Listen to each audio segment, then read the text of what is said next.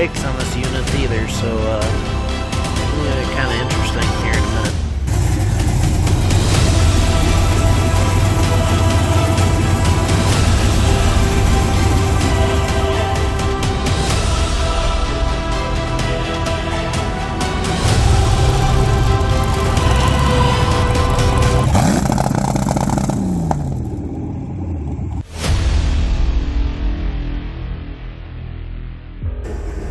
Alright guys, welcome back to another episode of Redneck Racing. This is the one we've all been waiting for. We're finally going to be putting the engine and transmission in the 66 Skylark. So, we've already gotten ahead of ourselves and started working on stuff, but as you can see behind me, we've got parts for this thing laid out all over the entire shop. We got the wiring project kind of set up on the trunk.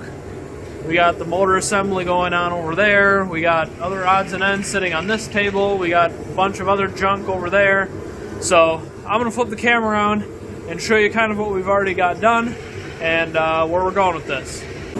Okay, so right now we're working on some engine prep. We've got to get the flex plate torqued down. We got the rear cover torqued down. I wasn't able to do that in the beginning. So we need to torque the flex plate. We need to torque this bolt in the front here, and we need to get an oil passage made for this right here. So this needs to get covered up, otherwise it'll just shoot oil out. But we can't just put a plate over it because oil needs to go out of one of these and into the other one. If you block it off, you kill oil pressure to the block. So Peter's over here. You got that thing done? Pretty much, yeah. Just gotta clean it up and finish one or two things, but yeah.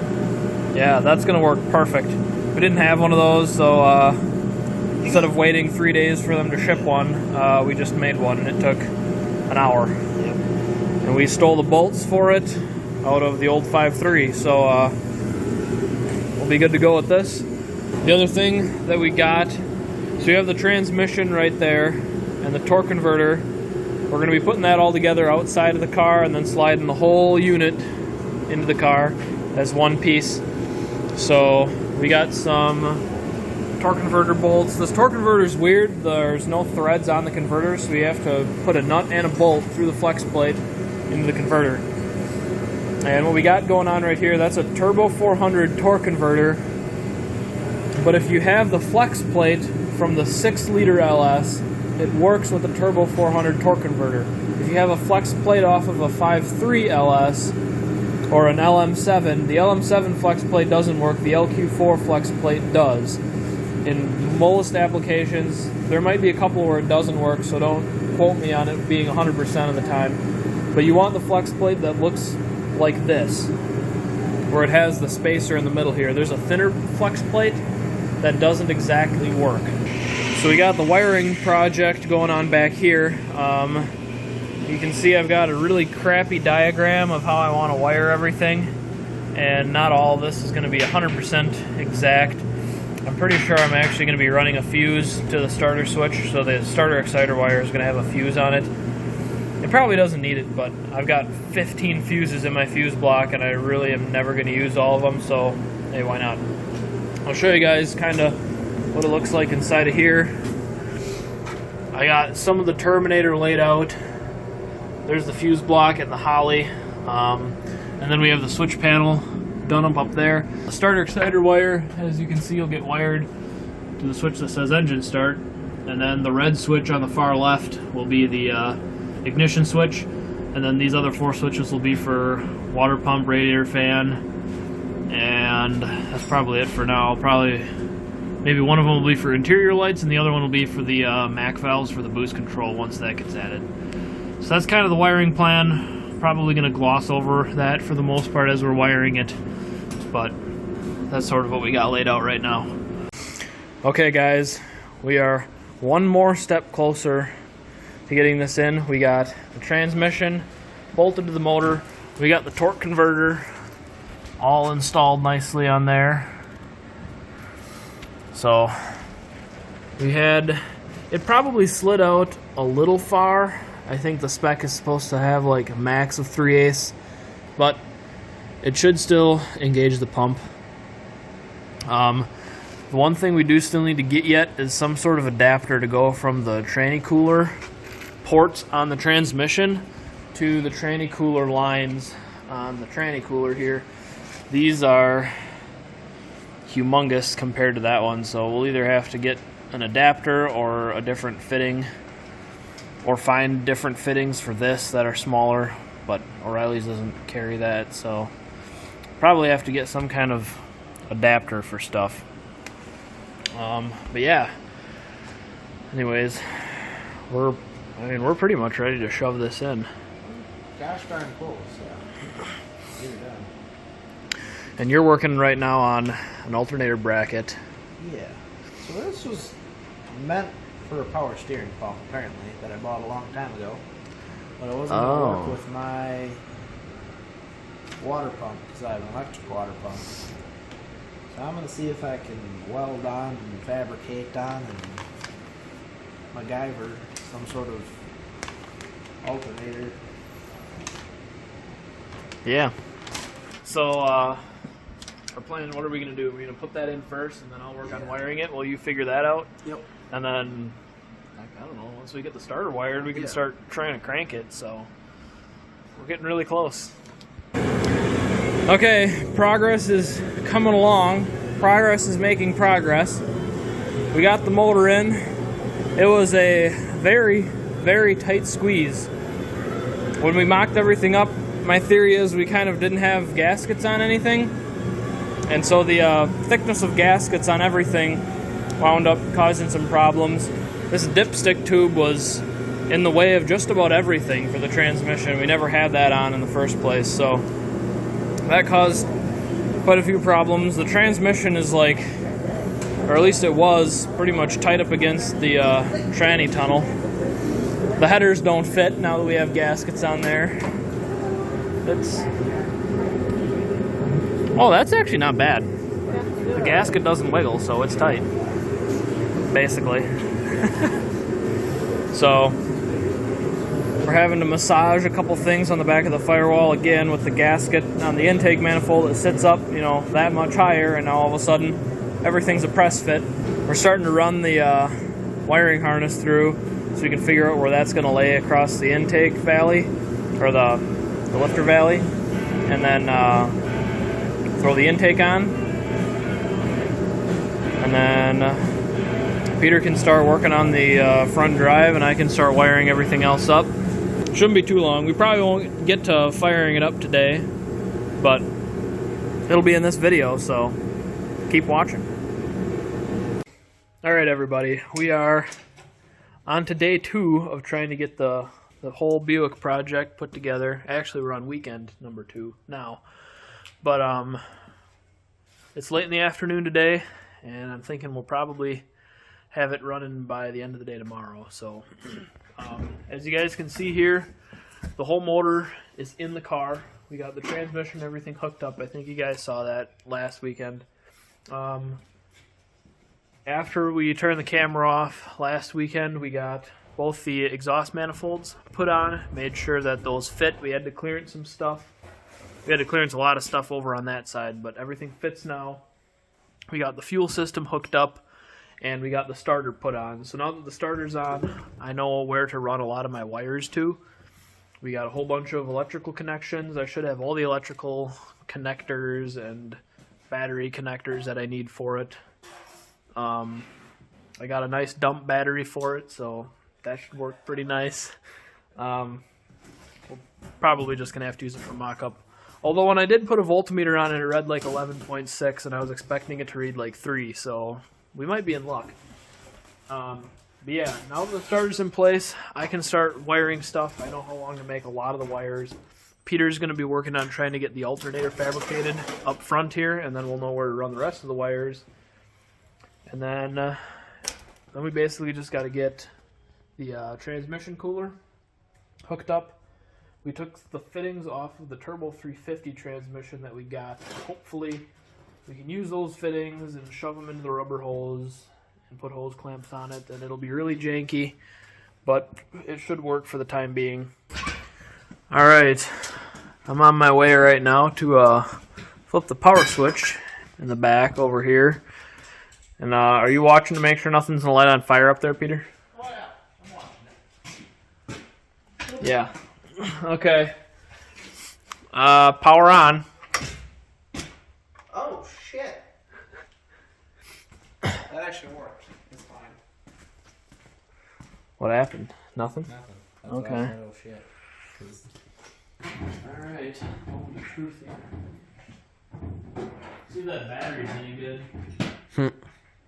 Click. Yeah, well, there's no spark plugs in it, so True that it help. shouldn't take a lot of juice to try and fire this thing up. Alright, here goes nothing. Clicks. Yeah. Nice. Well, that's new for tonight. We got the big wires done. We got the alternator wired up. We got the starter wired up and the starter button wired up. Now we just got to run the rest of the wires for the fuel pump and some of the other relays and get all the Terminator X stuff hooked up to the battery so that that has power. Hook that up to the switch and then should be good to go. Motor has oil in it. I just did that right now. We'll have to put fluid in the transmission and then should be ready to fire it up and put spark plugs in it. So we'll see you guys tomorrow when we get going with that. Okay, folks, we're putting gas in it, which means we're close. Hopefully we didn't forget about anything, but oh yeah, that one That's been sealed gets stuffed down in there. for, like, since those came from the factory. Okay, we're rolling. Alright. This is either gonna be really good or really bad. You can't work the throttle. So Oh yeah. we'll see what happens first.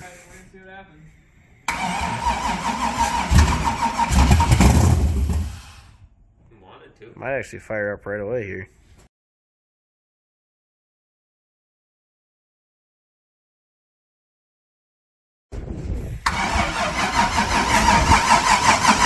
Yeah, that's not sealed. Huh? That spark plug that I said was stripped. Oh, is it really stripped? It's yeah. The recompression score. Well, that really sucks. Yeah. I'm more mad about that than the oil pressure, actually. Do you have another set of heads like this? Unless you can salvage these ones by like running a tap through it, or and you just Either way, we gotta take it out. yeah. Either way, it doesn't have any oil pressure. I would have thought even if it had like bad oil pressure, it would still like. Yeah, I feel like it's gotta be. I think it's got it. It's something with the sensor. I feel like. What are you doing? Starting it.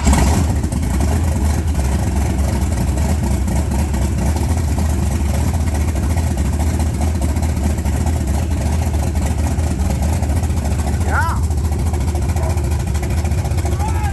That was one of the easiest first starts we've ever had. Honestly.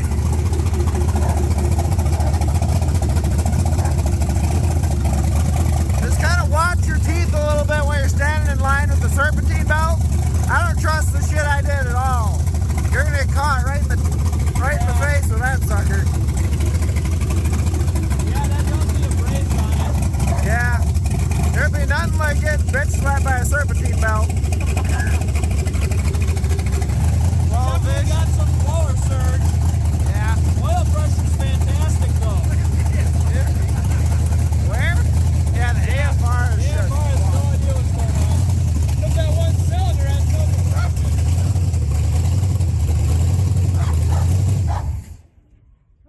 Bye bye. I guess it said that's enough. I guess so. We already have stuff taken apart again.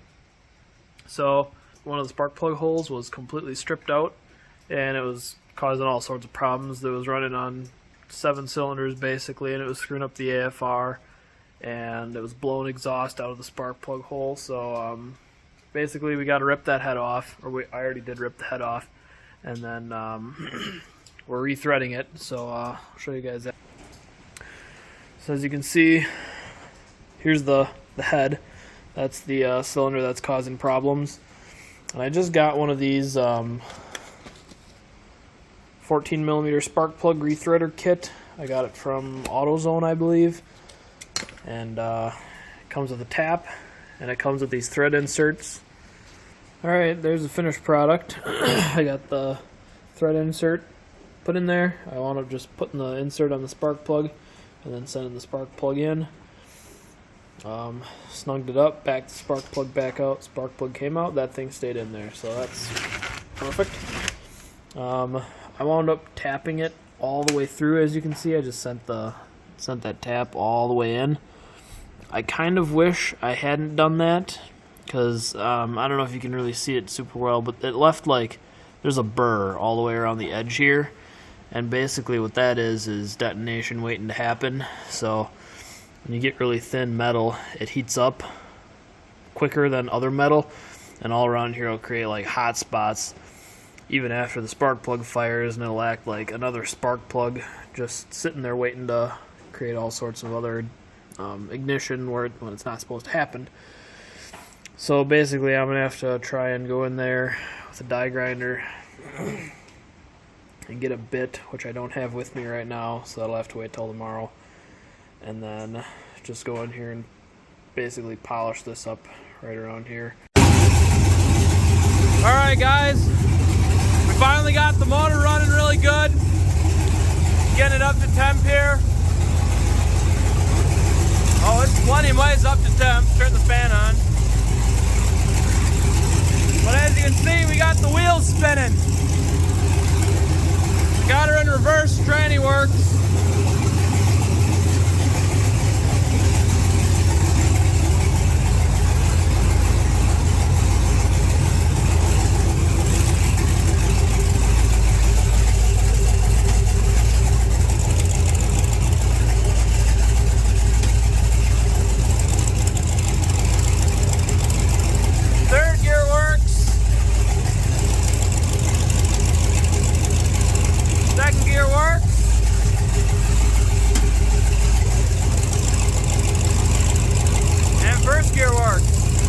The dip is really sticky, so it's not going to be spinning very much. Seems to be holding temperature at about 215, which, that's a little warm, but it's also sitting still, so. I wonder if the thermostat's opened up yet. Oh yeah.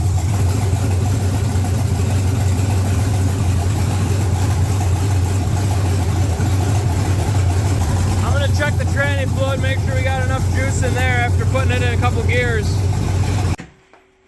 There ain't no brakes on this unit either, so this is gonna get kind of interesting here in a minute. We just wanted to move it outside and see how it looks and sounds out there. And yeah, we're gonna be real careful with the put it into neutral and hope it just rolls to a stop before hitting anything. If it doesn't roll, I don't have any mirrors, so I can't see where I'm going backwards too much.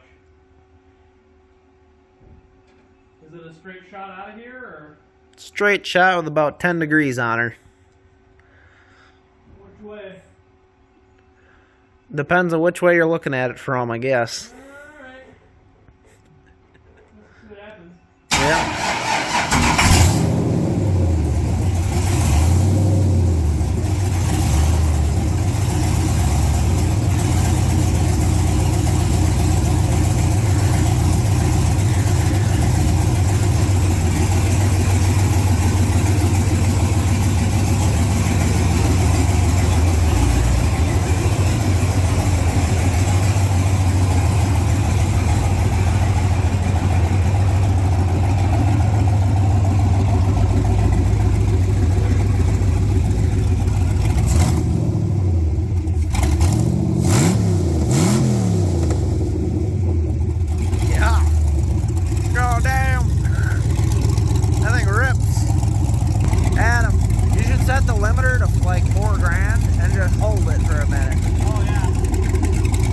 I'm over here giving Adam a whole bunch of terrible ideas.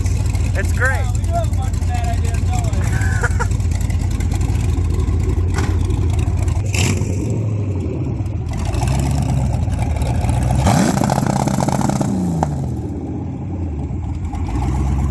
that sounds wicked.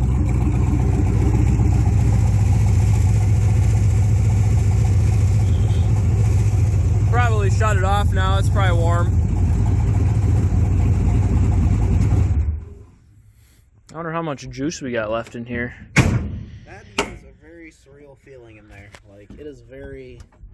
It's very race car-y. Very race car-y. Like, the vibrations, the feeling, even the way the gas pedal is, it's like to the floor, everything's to the floor, everything's gutted. Yeah. It's just very, and it's tinny sounding, like, like... It doesn't feel like there's a whole lot there. It's, yeah, very much race car. We could honestly probably drive it in the front yard almost. I think it would stop.